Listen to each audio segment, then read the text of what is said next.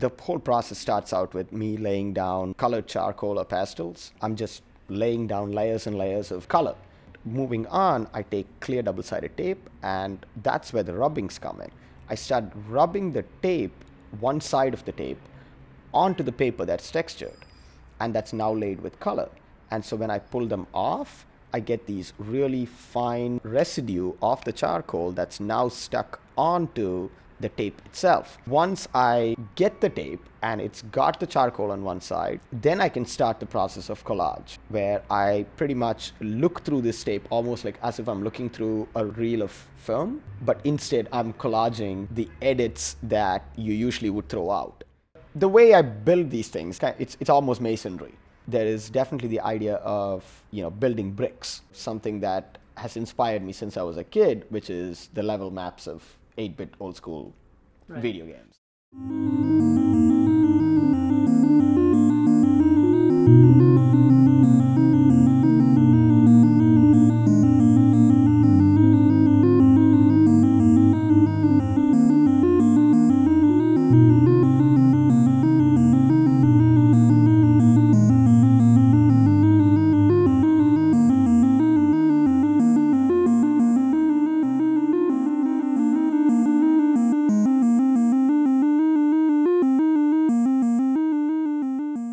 This was something that I had seen maybe a few years ago, and it had really struck me as a sort of a beautiful manifestation of thinking about music, but thinking about music in visual terms. This goes back to one of my big inspirations, the scientist Daphne Orpham. She built this machine that was called the Oramix machine. You fed it strips of paper or strips of translucent acetate, and then the machine read the lines and sort of decided the amplitude and wavelength of the sound that was coming out.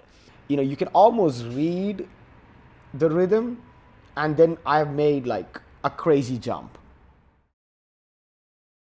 When I think about it in terms of purely abstract sense of mark making, if each one of those lines or blocks are a mark that I'm making, I'm thinking about those marks a rhythm. And that rhythm sort of comes when I step back and look at it. I can make these sort of jumps in the rhythm, almost the way a jazz musician improvises. A lot of these drawings look like the evolution of the same pattern, and how you can almost kind of link it back and think about it in terms of Conway's Game of Life.